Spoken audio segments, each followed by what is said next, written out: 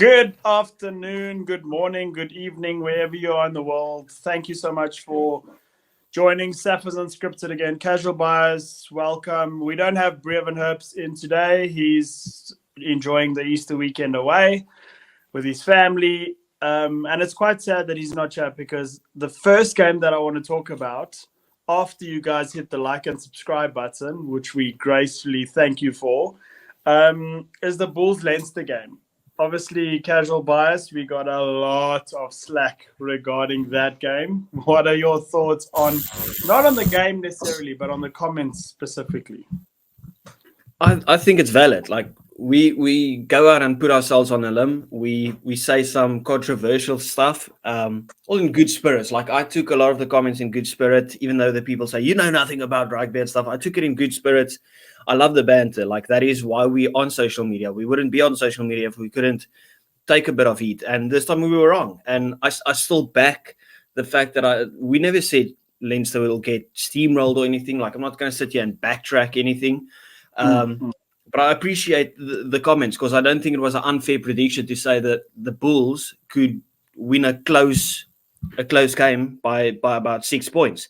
I still back that prediction, but obviously Leinster played absolutely phenomenal, and especially in that second half. I think the first half the Bulls were still kind of in the game, but then second half Leinster just absolutely went and play the Bulls off the park. And there is a caveat that I want to bring up in a second. I want to just hear the other people's opinion about it, but Brett, you can give your thoughts first. Yeah, I think I know what you're going to say, so I'm not going to bring up that part that you deliberately want to talk about. I know it riled you up while the game was on, so I won't mention it. I do, however, feel that the Bulls' depth is going to be their downfall to most competitions because they do have strong enough players to win crucial games. But when I saw their second half performance and the depth that they have when they brought on a guy like Chris Smith, this is not a dig at Chris Smith. I just don't think he's up to the level of Leinster rugby, which was the problem for me in that second half. And yes, the Bulls did. Okay, carry on because I'm going to pretty much say what you want to say. So say what you need. My big thing is just like to throw it back into the comments because obviously, like you have the right to be arrogant. We are cocky, arrogant South Africans. We are very passionate about it. But I just wanted to know how our Irish fans would feel if South Africa played the full South African Bok team against Connacht and we smashed Connacht. Would you have wanted us to be cocky about it? Like, it's something that's not talked about enough. Like, the whole Leinster team is just internationals playing. Like, I'm not making excuses, but, like, you are expected to win that game. Like, you can't be... Like, I know we are cocky, but we are known as cocky South Africans. So I'm not going to be hypocritical. I'm just saying, like, if the Bok team had to play Connacht and we beat Connacht, you wouldn't see us going on like they've been going on. Sit back down, be humble, whatever. Like... We said the Bulls could cause an upset victory, so we just called the underdog shout. No need to be cocky about it. But I mean, it's in good spirits. But that's a point that I just raised because it's literally like, I don't know if you saw on the rugby community, we have a creator, Leinster, and he made a video of literally how the Leinster team could look like next season with Erge Snyman and stuff joining. I think about from the 23 that he mentioned, I think 20 was international players, either for Ireland, South Africa with Erge Snyman, and then what's it? Is it Tupou? Yeah, from Australia also joining. That is like 20 out of the 23 is international players. It is actually ridiculous. It's literally just the national team playing against franchise teams. Yeah. Also, to an important topic to raise in that game is the Bulls side. The Bulls side, I think it was last year or the year before, they beat Leinster by pretty much the same margin that they lost to yesterday. Obviously, Leinster there back then sent a very weak side, but and also, sorry, I'm going to skip past that part that I just wanted to bring up because it's not as important as the people need to know that you and I are not Bulls fans. Yeah. We got hammered, and the only Bulls fan in the comments in our panel called for a Leinster victory, and nobody said anything about Brevin. Well done for making the right prediction or whatever, although he is a Bulls fan. And you and I got all the slack for Yeah, taking I a know. dig at But I enjoy seeing the Bulls lose. I don't mind seeing the Bulls lose. I don't Yeah. like the Bulls. Like, Yeah. so be it. You could have put 60 past them. I would have had a bigger smile. Like, I don't mind having that prediction wrong. But yeah, as we said, it's like it's all in good spirits. Like, if we are wrong, throw it back in our face. Because if we were right about that prediction, we would be out here on your case. So I don't want any pity votes or anything. I don't want to say, "Oh, this guy's are gracious in defeat" or anything. Come, be with us. And that's the whole basis around what the thing's built. So I love the banter. It's absolutely sensational, and I encourage it from the people. That's why we on social media. But you can't take it like, even though I just said like they have the whole Irish team, you can't take anything away from them because it wasn't a bad Bulls team. They had a scintillating performance. I think I saw a tweet on. Well, obviously, I saw a tweet, and it was 5 changes that Nienaber made. The likes of Furlong, Dan Sheehan, and then Jenkins, and then 2 more. I can't remember, right? And those subs were made at the 50th minute. And when they came on, they had 2 tries between them, 2 try assists, a bunch of breakdown turnovers and stuff. And that is the epitome of what you want from your guys coming from the bench. Like we always talk about how good Kwagga Smith is coming from the bench, making impact. That is exactly what you want from the Leinster team, and you could see the difference it made in their team when those guys came from the bench. Because obviously they still had a very strong starting lineup, a bunch of internationals still starting, but the guys coming from the bench, massive impact. And I think that is scary for next week. And who's playing against Leinster in the Champions Cup? I'm not sure. I'm not sure. I don't have those fixtures in front of me now, but I actually want to raise a little point there. Although the score was 47-14, the Bulls they now slipped down to 3rd place. So they're not in 2nd place anymore. Wow. I didn't even realize. Yeah, because Glasgow won, remember? Yeah, so Glasgow overtook them. They're in 2nd place. The Bulls are in 3rd. Stormers are in 5th. Munster's victory obviously put them there. But anything else? I'd like to move on. I'm done talking about Leinster. Yeah, well done to Leinster. Great victory. Well great performance. The next, so I'm going to talk about the South African teams first, all the games, then we'll go into the rest, although this is a whole URC episode. But the Sharks. Obviously, we called the Sharks were going to win this game against Edinburgh. We did have a bit of a higher score than 10. There were some parts in the Sharks game. I think the score was 0-0 for 23 minutes before any points was scored in the game. So still a bit of negativity coming from the Sharks. What's your thoughts on that game? Yeah. Obviously not the best performance necessarily, but you can see they are growing a bit in confidence, right? They needed some magic with Fussy to spark them to life. They should have had way more points than they had before that Fussy try. Like there was a lot of butchered opportunities. They said it at halftime during the when the commentators or when the celebrities came out and talked, and you could see the Sharks were trying stuff, and that's kind of what caused handling errors. So it was like rookie mistakes causing them to fumble the ball and stuff. But overall, I think it was a decent performance. It's not a weak Edinburgh side.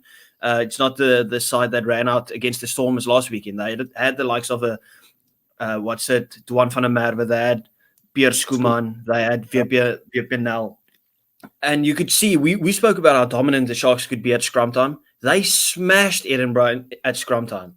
That was like, from the 6 forwards that went down on each other in scrum time, 5 were South Africans, by the way. I don't know if you picked up on that. But I think that the Sharks could take a lot of confidence from this game. They were much better than they were against Ulster. And I think this Edinburgh team is probably better than Ulster. So they could take a lot of confidence from it. I think the likes of a Fussy had an absolutely brilliant game. I thought Mapimpi was scintillating. Even Francois Venter was brilliant. I think they found their slot with their number 10. Who's it? Masuko? Yeah. I think he does a lot better than Kerwin Bosch. Obviously, the forwards doing their job. So overall, I'll give the Sharks a solid 6.5 to 7 out of 10 performance, because it was a good Edinburgh side, and you have to take into consideration how bad they've been throughout the season. So this is a massive confidence booster for them. Yeah, from my side, I also want to just say that I'm probably Apalella Fassi's biggest critic, and I've always said everything negative about him, but he deserves the credit. It's one of his best games he's had in a very long time.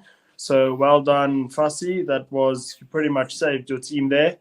I do, however, struggle to agree a little bit with you on the Mapimpi one, because I heard the commentators even saying Mapimpi's having a brilliant game, yet all he did was run 5 meters forward into a defender and never broke a tackle once. He never beat any defenders.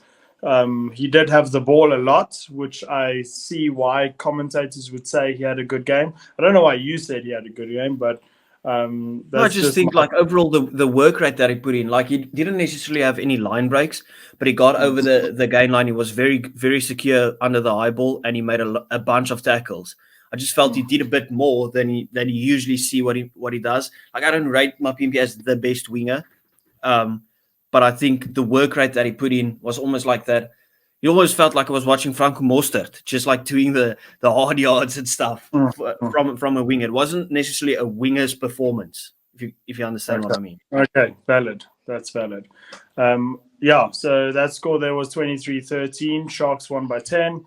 Then moving on to the next game, Ospreys versus the Lions. Before I let you go to that game, I just want to say, JP Smith, that first, say, 30 minutes, holy cow. He was rolling back the years and playing like a 23-year-old JP Smith, and he was breaking tackles, breaking lines. See, he's a loosehead prop, and Mapimpi's a wing. And JP Smith broke more lines than Makazole Mapimpi. That's he had a scintillating game. We got to get him back on the pod just for that game alone, just to let him say, "Listen, you can brag about breaking the lines there." It was crazy. Yes. Brett, you can talk about this game first. I'll give you the floor. Also, I just want to say that Chichuka's try, how was that not awarded? That was clearly we'll speak about that in a second, because we went off during that game on the group chat.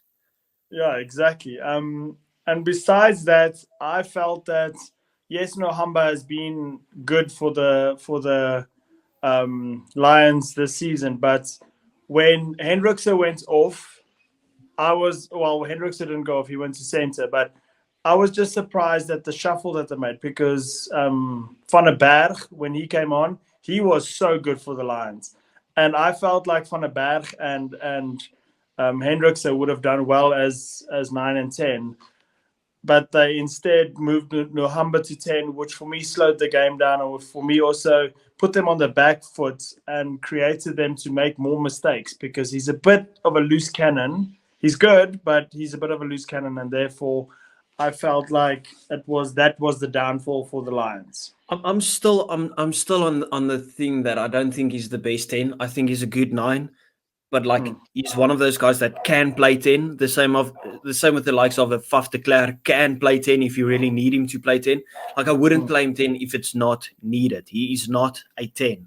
I thought Hendricks had a good game at 10. I thought he was decent with the ball. Obviously, everyone made mistakes in that game, including himself with knock-ons and stuff. But he's a better 10 than Nohamba. I wouldn't put Nohamba at 10. I think the better swap would have just been 9 for 9. That is the easiest and straightforward swap. But overall, Ospreys probably deserve to win the game. I think the Lions didn't come out to play until about the 50th minute, except for JP Smith. He was the only guy that really pitched up to play. And another man that had a good performance, in my opinion. He found himself on outside centre the whole time, Edwil van der Merwe. I was actually impressed with him getting involved in that game, seeing him get the ball in the middle of the park. I don't know if that is something new they want to try. Maybe with Henke van Wyk out, trying him in that 13 position. I wouldn't be opposed to that, seeing that he had a decent game there. We just drifted inside. Yeah. But JP Smith, absolutely brilliant game, really rolling back the years. And I mean, he bumped, what was it, the fullback of the Yes. Ospreys that he just bumped into another universe. Yeah. Like, wow, Love it. absolutely steamrolled him. And the big talking point, we don't even really want to talk about the game. I know people don't like talking about referees and stuff, but I thought Andrew Brace literally just tried to make the game all about himself. Like, I hate a cocky ref, and it's just Mm-hmm. like you can't even talk to him. Like, seriously, that try was a try from Chichuko, right? That is Yeah. the easiest try you can see. Like, yeah, you can't necessarily see him ground the ball, but he's the only guy that's got the ball and he's over the line. Like, Yes. how is that not a try? Just because his arms are in the way, like where is the ball then?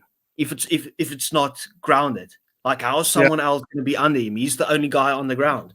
So how is that not a try? Now I'm not saying JP Pretorius would have made the tackle right of that try that they scored, but Oh, I love this yes. new rule where you can clean a guy, right, and And pull him then back. pull him back from not being Yes. able to take a defensive position. Because even though he might not have made that tackle, he could have run support, like defensive support, chasing back, and then literally tackle the ball carrier that the pass went to. Yes. Like the nine broke the line and passed it, and then there was no one else to tackle him. JP Pretorius could have made that tackle, but he was Yes. held back.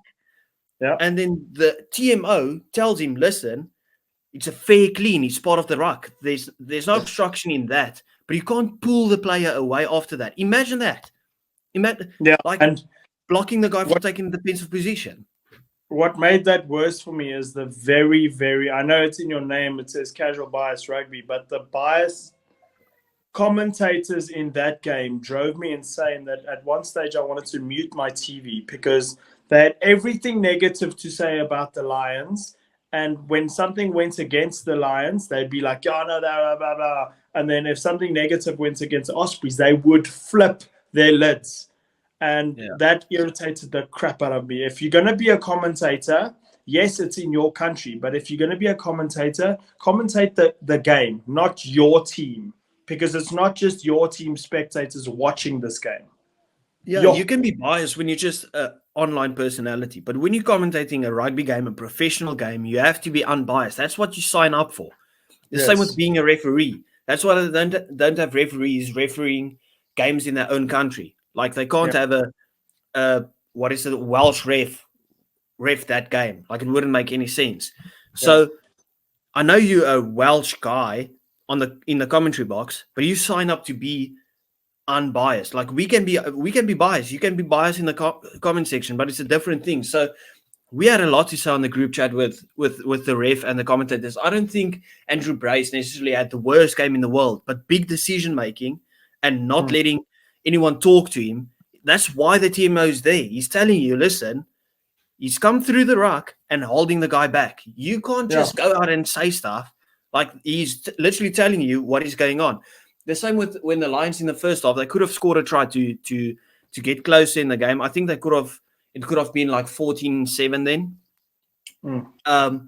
There's literally not a single Ospreys player on their feet from the maul, and yet they take the ball on their knees and just pop it back. Like, how is that? How? Like, there's not a single legal way that they could have got that ball, and yet he's just like play on legal still. Not a single guy on the feet. Like, what game was he watching in that first half? I think Andrew Brace was a lot better in the second half, but during that first half, I thought he missed absolute blatant stuff.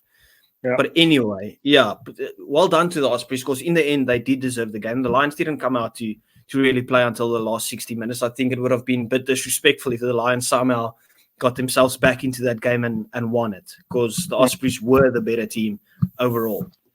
Yeah, I agree. Okay, moving on now to our game. We both support the Stormers. How do you feel about that Ulster game? Because I know that in the previous episode, you said Stormers by 23 and I said Stormers by 13. And yet it was Stormers by 6. And only just after stoppage time. It was actually just Stormers by 3.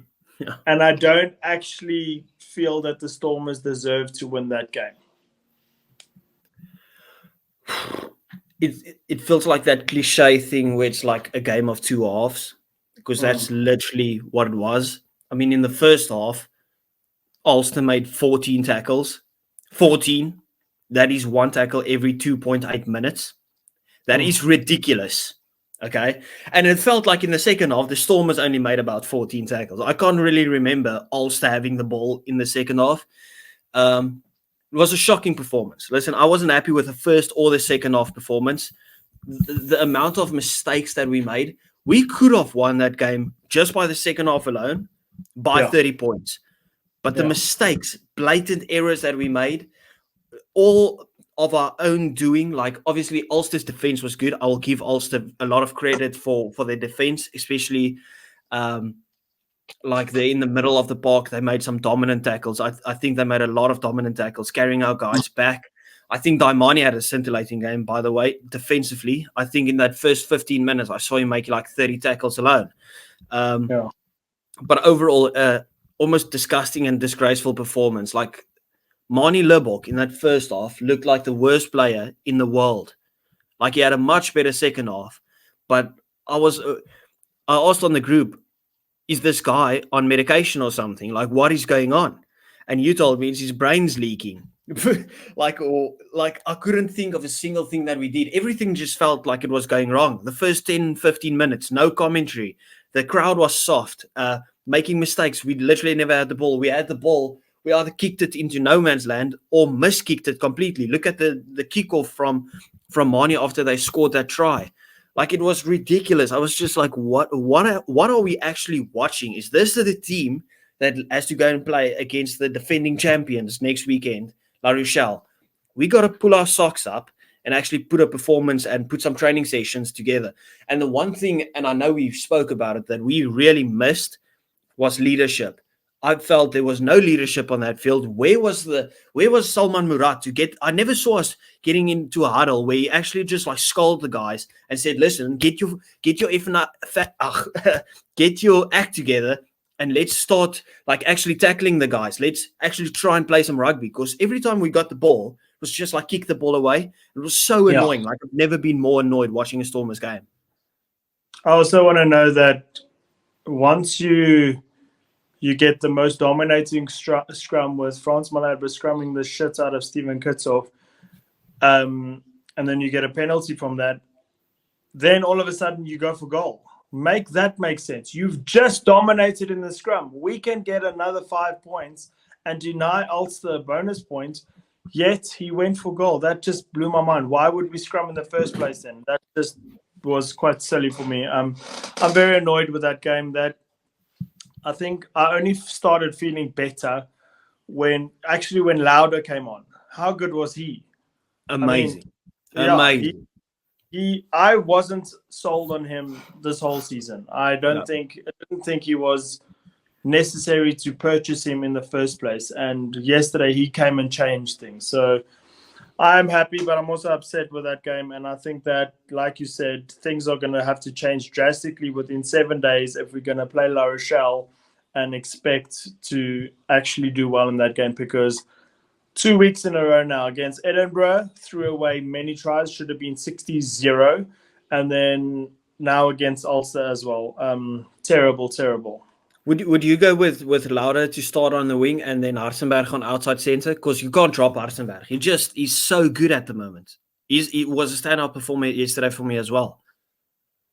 And then Dan du Plessis on inside centre and Willems at fullback? Yes, that's a great call. That's a great call. I'd do exactly that. Yeah. But then let's move on. If you've made it just this far, to add with you that said you were confused with us taking the 3. I was like, okay, fine, just get points on the board. But we got a penalty on almost the exact same spot, just a bit further back. Take the other 3 again. Like, if you're going to commit to kicking penalties now, to kicking penalties. Like, what's the point of taking one penalty and then going for a try again? Because then you just, like, it's rinse and repeat. Because then you know, okay, we got 2 penalties and it's a 1-point ball game, and now we know we can just kick a penalty to get the lead. Like, I was so confused with the decision making on the field. But anyway, we can move on. Yeah, if you're new to this If you've only seen us now for the first time, we're actually 3 on the panel. We do appreciate if you just like that, hit that subscribe button and the bell, get notified. We post 3 times a week, so it's awesome. Moving on, we got Dragons and Zebre Palmer. I called a draw. You called Dragons to win, and then you called a draw after that. So Dragons, Zebra Palmer actually was very tight knit game, 2013 to Dragons. Any thoughts? We didn't really focus too much on that game. Obviously, it was the same time as the Leinster Bulls game, so every now and again I just switched over to see the score. I think Dragons started well, and then Zebra kind of got into the game. At the end, the Zebra went to go and score the final try, and then maybe got the draw, and then your pick would have been correct. But I wanted Zebra to win this game. Like we spoke about in the start of the season, how much better the Zebra team looks. And it's just feels like they're going back to old Zebra. The better Zebra team from the start of this season would have got this game over the line for them. This is the games that they are expected to win if you want to compete for higher positions. Like, obviously, they're not going to compete for top 10, but you want to beat the likes of the Dragons, the Scarlets, and lower ranked tier teams. You want to at least beat them and then have a physical battle against the likes of, let's say, the Ospreys, who are usually on the lower end of the table. So I don't really know what to say with Zebra, because it's almost like the Lions. It's that team you want to see do well, but they just like somehow get out there and disappoint you. Yeah, and they moved to last place with that loss. So by the way, moving on. This was probably the game of the weekend, but I didn't watch it at all. I had to watch it afterwards on highlights. The Connacht Benetton game. I mean, when I quickly browsed over, it was Connacht leading 14-13, and there was like 3 minutes left. And I thought, okay, let's see if they can hold out. And I went back to the Sharks game. And then all of a sudden on our other group, I heard that Benetton pulled one through at the end there. Yeah, it's almost rinse and repeat of what happened last weekend. Obviously, they lost last weekend against the Scarlets at the end in the raid, and then this weekend they get a win in the raid. They were leading the whole game until Connacht went through and scored a try, if I'm not mistaken, under the post. And Connacht really just needed to kind of see the game through, but obviously the Benetton attack was still dangerous because Menoncello is back, Brex is back, so you knew the attack was going to be there. But then an absolutely brilliant try, getting, I think it was one of their forwards that found themselves on the wing. Brilliant piece of hands, going through, scoring in the corner, absolute scenes. It's just great because that's the Benetton that we want to see, getting victories over the likes of Connacht. And that is a massive victory for them, because if you look at that, like if Connacht won that game, they would have gone to 6th place. That was literally, both of those teams were in 10th and 8th, if I'm not mistaken. And now Connacht is 10th, and Benetton finds themselves in 6th place. That's how tight this thing is. So that's a massive victory. The same with Ulster and the Stormers. Like, these are the games you have to win. You have to play a full strength team, and you have to put everything out there, because literally the gap is so close to each other. This is true. So let's move on. So the Glasgow Warriors moved up into 2nd place with a smashing victory over Scarlets, 45 points to 3.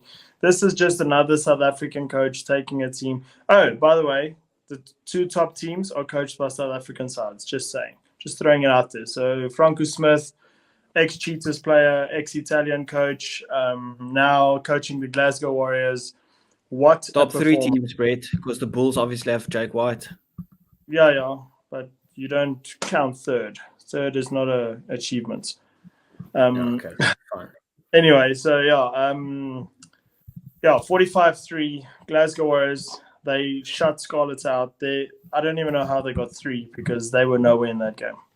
Yeah, we spoke about Glasgow. Well, I brought it up that, like, Glasgow, it's not the team that we fell in love with their beautiful rugby. Just look how they scraped over the line against the likes of Cardiff. And we'll speak about Cardiff in a second, because they had an impressive performance as well. But this is how you. I know it's a weak team in terms of Scarlets, but they still beat Benetton last weekend, so they're on a bit of momentum. They're on a bit of a high, and Scarlets were at home, so it's not going to be like the easiest. It's not going to be a walk in the park, and they made it look like a walk in the park. Brilliant performance by Glasgow, absolutely steamrolled them, and that is the way that you bounce back against after a shaky performance against the likes of Cardiff, and you just blow a team out of the water. You're playing away from home, absolutely brilliant. So you have to give credit to them if they can go like this, keep on going. I wouldn't be surprised if they have a very good run in the rest of the URC and get into like the likes of a semi-final or quarter-final spot. I would love to see it for Glasgow. Yeah, I agree. I don't have anything to add to that game, just how they were well-rounded in that game, so it was very good to see. And then the last game of the weekend, for me, this was the most mind-numbing game of the weekend, and it was so late in South Africa. I was falling asleep in that first half. I think the 76th minutes or something, the first points were scored. It was 36 minutes, and then Munster finally got a penalty and converted to make it 3-0. The halftime score was 3-0. At one stage, I thought the whole game was going to be 0-0. Thank you for coming. But on that Cardiff performance, is this the start of something special for Cardiff?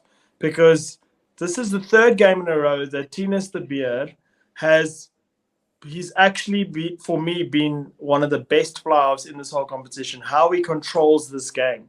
Yes, he doesn't have the amazing support structure around him, but this oak is a real deal. And maybe the Northern Hemisphere rugby suits him a whole lot more than it was here in South Africa. So good on them. Yeah, I would love to see the likes of Tinus de Beer play against Wales in that game that we play against them at Twickenham. Like, he's deserved that spot. He's been absolutely brilliant. In my opinion, I wouldn't be. It's not the wildest call to say he's been the best 10 in that's a South African. I think he's been like consistently a bit better than Mani. Obviously, Mani had a shocker yesterday and then picked it up in the second half. But yeah, this could be something special for Cardiff. I'm not gonna jump the gun on this one. It comes down to because you get a lot of teams that just finish well, like we're seeing it with the Sharks as well. But it's about building on it, like taking what they've gained this season, because they've looked a lot better this season than they've had in the other seasons. If they can go out and build on this for next season, keep their players that they have, because there's a big thing like, is Tinus de Beer going to stay there next season? Because obviously he's a South African. Will the Sharks, for instance, go for him? Will the Lions maybe go for him, seeing that they lost Hendrickse or whatever? Right, so they got to keep their players first and foremost, and then secondly, they've got to build extra on it. But they have been very impressive. I'm not sure what the rest of their fixtures look like, but I think they can make it tough for any team. Obviously, they beat the Stormers as well earlier in the season. I agree, and I'm very happy with what I'm seeing from them, the whole team actually. Everyone, thanks for this episode. Sorry that Breven's not here. I hope he gets to watch it this far so he can know that we wanted him to back his own stat there where he called his own team to lose, which blows my mind. Anyway, thank you for watching Casual Bias. Hope you have a lucky Easter and sayonara, as you would say. Yeah, sayonara. Tot ziens. Bye.